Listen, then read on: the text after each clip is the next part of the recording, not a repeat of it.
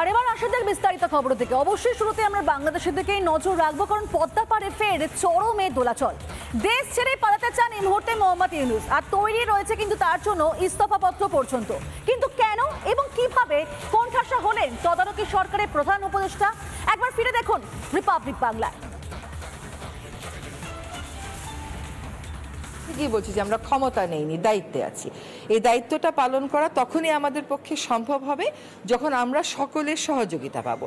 যে আমরা যদি আমাদের দায়িত্ব পালন করতে পারি তাহলেই আমাদের দায়িত্বে থাকাটা প্রাসঙ্গিক। যদি দায়িত্ব পালন করতে না পারি, আমাদের যার যার নিজস্ব অনেক কাজ আছে, তাহলে দায়িত্ব পালন করাটা আর প্রাসঙ্গিক থাকলো কিনা।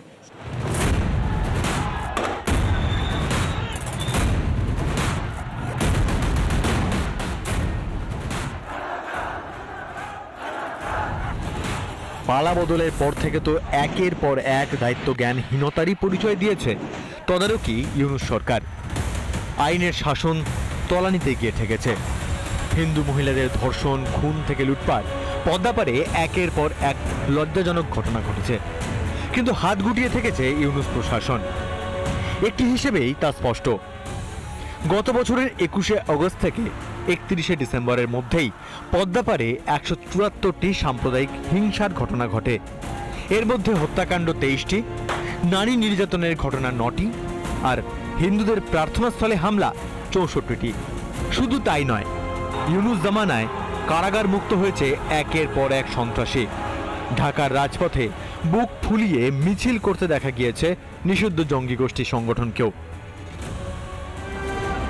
এসবের পাশাপাশি ঐতিহাসিক ধানমন্ডি 32 নম্বর বাড়িতে তাণ্ডব থেকে শুরু করে একের পর এক ইমারতের নাম পরিবর্তনের সাক্ষী থেকেছেন সকলে। এখানেই শেষ নয়, শিল্প ও গানের গলা টিপে ধরা হয়েছে ইউনূস জামানায়। এসবের বিরুদ্ধে গোটা বিশ্ব যখন সমালোচনায় সরব, উল্টে ভারত বিরোধী হাস্যকর আস্ফালন উড়ে আসতে শুরু করে ওই দিক থেকে।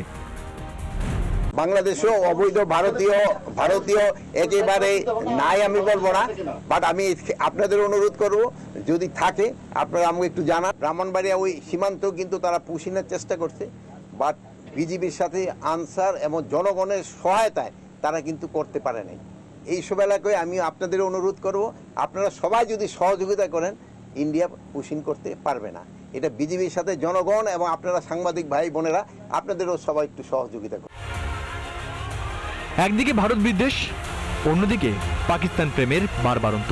ঢাকা করাচি রুটে বিমান চলাচলের সিদ্ধান্ত কিংবা বাংলাদেশ পাকিস্তান সেনার মাখো মাখো ভাব কিছুই বাদ যায়নি। বেজিংয়ের সামনেও নত জানু হয় ঢাকা। পরিস্থিতি যে বেগতিক তা বোঝা গিয়েছে অনেক আগেই।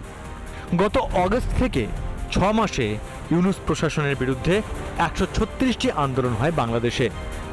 পথে নামেন পড়ুয়া থেকে শিক্ষকরা। ধীরে ধীরে জোরদার হতে থাকে নির্বাচনের দাবিও। কিন্তু নানা টালবাহানায় নির্বাচন এড়াতে থাকেন ইউনূস। এবার ইউনূস সেনা দ্বন্দ্ব চরমে। অবিলম্বে বাংলাদেশে নির্বাচন চায় সে দেশের সেনা। কার্যত কোণঠাসা সে দেশের তদারকি সরকারের প্রধান উপদেষ্টা মোহাম্মদ ইউনূস। রিপাবলিক বাংলা। নানা ধরনের কন্টেন্ট দেখার জন্য লাইক করুন, শেয়ার করুন আমাদের ফেসবুক পেজ, সাবস্ক্রাইব করুন আমাদের ইউটিউব চ্যানেল। পাশাপাশি অন্যান্য ব্রেকিং নিউজের জন্য অবশ্যই চোখ রাখুন রিপাবলিক বাংলায়।